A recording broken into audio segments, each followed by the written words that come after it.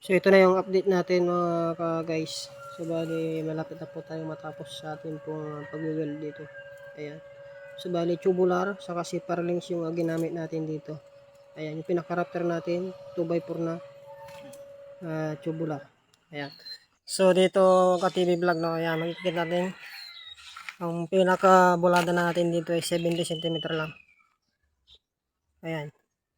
Bulada ng ating si Parlings. So dito naman guys no, yung spacing natin ng si Parlings dito ay 60 cm yung bawat agwat. Ayan, so bali magpro-primer na tayo dito saka tayo magbububong.